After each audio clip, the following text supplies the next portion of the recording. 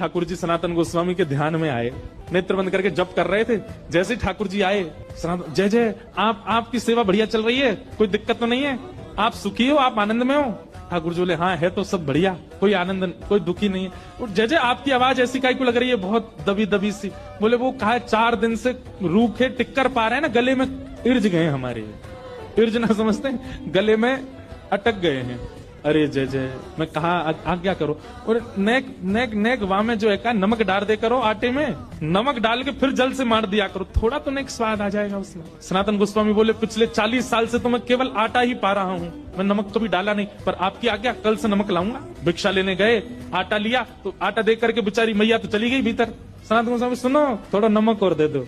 मैया बोली आ गया चटोरा घर पे, अभी तो नमक की क्या चले, अभी देखना क्या क्या आएगा तुम्हारे यहाँ। अब तो महाराज नमक लेकर के गए, जाकर के आटा बोर के ठाकुर जी को पवायो। 4 दिन 5 दिन तक ठाकुर जी बढ़िया, अब तो टिक्कर में नमक है, पाते हैं। 4-5 दिन बाद ठाकुर जी फिरते ध्यान में आ गए और खांसते भय आए।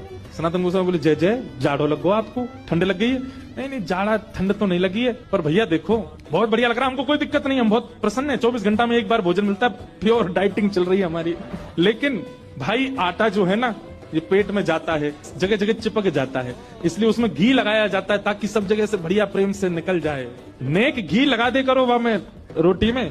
ठाकुर जी मेरे पास घी कहां से आया, लेकिन मैं कोई नहीं, भिक्षा में लेके आऊंगा। भिक्षा लेने गए, आटा लेके आए, नमक लेके आए। मैया से मैया नेक्स्ट से तो घी दे दो।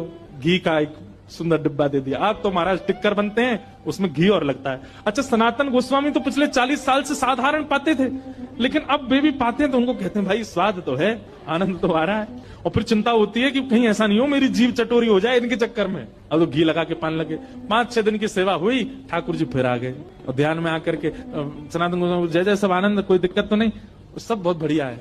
तो बोले फिर, बोले जब आप जाते हो भिक्षा लेने, आटा भी लाते हो, नमक भी लाते हो, घी तो है ही है, एक आलू भी ले आया करो। और जब टिक्कर सेकते हो तो उसमें जो धीमी धीमी आंच रहती है उसमें आलू डाल दिया करो, वो आलू भुन जाएंगे, भुन के उनके छिलका अलग करके मीड़ के उसमें नमक डाल करके दे दिया करो। सनातन गोस्वामी बोले फिर 6 दिन बाद कहोगे नींबू भी ले आओ, फिर कहोगे चीनी भी ले आओ, फिर कहोगे मालपुआ बनाओ, अब कहोगे फिर रसगुल्ला बनाओ। ठाकुर जी आप चलो, आपको वापस मैं ही छोड़ के आऊं महलों में।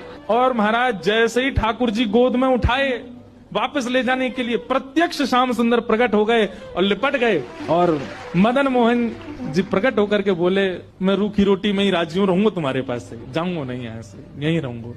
हाँ हाँ।